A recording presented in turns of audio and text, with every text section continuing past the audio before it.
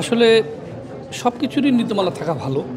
তবে এখানে তো আসলে পুরস্কার যেটা ঘোষণা করছে, এগুলি তো আমাদের উপদেষ্টা মহোদয় উনি আমাদের টিমকে উৎসাহ দেওয়ার জন্যই নরমালি পুরস্কারগুলি ঘোষণা করেন। তো সেই ক্ষেত্রে আসলে নীতিমালা এই ক্ষেত্রে ওইভাবে করা যাবে না।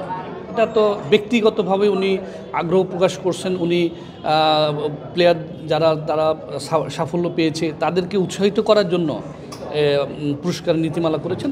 তারপরও আমরা এটা ভবিষ্যতে আপনি যে প্রস্তাবটা রেখেছেন আমরা আমাদের ঊর্ধ্বতন কর্তৃপক্ষের সাথে আমরা আলাপ করব যে এই ধরনের কোনো নীতিমালা তৈরি করা যায় কিনা। পদ্মা সেতু, মেট্রো রেল এবং এলিভেটেড এক্সপ্রেসওয়ে নির্মাণের গর্বিত অংশীদার বসুন্ধরা সিমেন্ট। আচ্ছা, একটা বিষয় আমরা আসলে যদি আমরা এখানে ডিভাইডেড করে দেই বা কিছুটা কম বেশি করি, অনেকের মন খারাপ হয়ে যাবে। তো আমরা আসলে চাই না যে এই টাকা আমরা তো দিচ্ছি উৎসাহ দেওয়ার জন্য।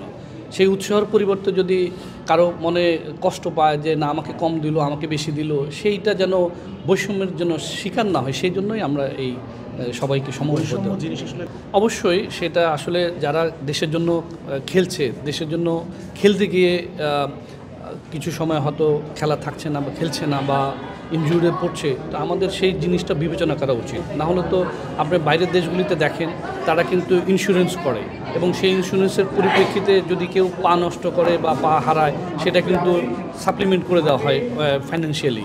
তো সুতরাং আমাদেরও আসলে ভবিষ্যতে আমার মনে হয় এগুলি চিন্তা ভাবনা করার বিষয় এগুলি আছে।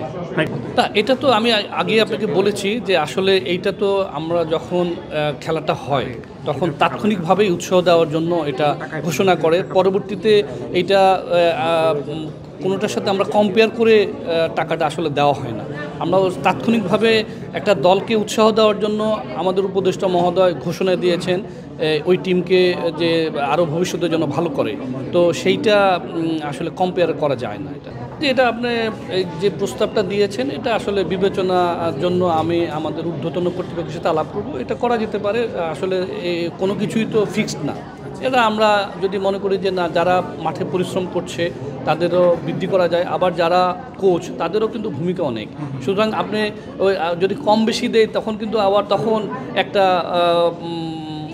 অনেকের বললাম যে মনে কষ্ট আসবে যে আমাকে কম দিল কেন, আমাকে বেশি দিল কেন। সেই জন্য আমরা ওই দৃষ্টিকোণ থেকে চেয়েছি যে না সবার মধ্যে সমভাবে থাক, কারো মনেই কষ্ট পাবে না।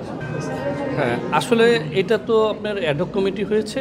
এই অ্যাডহক কমিটিটা আমরা আপাতত কাজ চালানোর জন্য দিয়েছি। আমরা ইতিমধ্যে কিন্তু বিভিন্ন ফেডারেশনে নির্বাচনের প্রস্তুতি নেওয়ার জন্য বলেছি এবং সহসাই আমরা নির্বাচনে চলে যাচ্ছি। সুতরাং এই অ্যাডহক কমিটিটা আসলে আমরা অত যে যিনি 8 বছর ছিলেন কি বা আমরা যেহেতু এক্সপার্ট লোক আমাদের প্রয়োজন, যেহেতু 2 মাস 3 মাস যাই চালাক তার তো অভিজ্ঞতা থাকতে হবে। আমরা যদি নতুন কাউকে দেই যারা ধরেন যে ফেডারেশনগুলো করেছেন সেটাও তো আপনি আগে তাদেরই রাখতে পারতেন। আগে রাখতে পারতাম, কিন্তু আগে রাখলে তো আপনারা তখন বলতেন যে ফ্যাসিস্টের লোকজন আমরা রেখে দিয়েছি। না, এটা ফ্যাসিস্ট আপনি যেটা বলেছেন আমি ওনার সাথে কথা বলেছি যে আপনার এর আগে এই ধরনের আপনার কোনো ধরনের সম্পৃক্ততা আছে কিনা স্বীকার করবে আপনার মনে হয়, কিন্তু ডিনাই করেছে। আমাদের ছবি আছে শেখ হাসিনার সাথে অসংখ্য ছবি, আওয়ামী লীগের কলাবাগান থানার ছিল। এটা আপাতত আমরা অলরেডি চিঠি দিয়েছি সব ইয়াগুলিতে নির্বাচনের প্রস্তুতি নেওয়ার জন্য। না, গুরুত্ব সহকারে অবশ্যই দেখছি।